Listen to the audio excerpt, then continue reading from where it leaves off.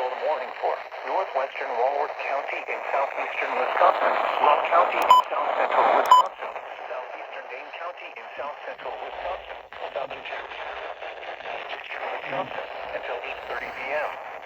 At 7:17 p.m., a severe thunderstorm was located near Stoughton, moving southeast at 20 miles per hour. Hazard, 60 miles per hour in gusts and quarter-size hail. Source, radar indicated. Impact, hail damage to vehicles is expected. Expect wind damage to roofs, siding, and trees. Locations of active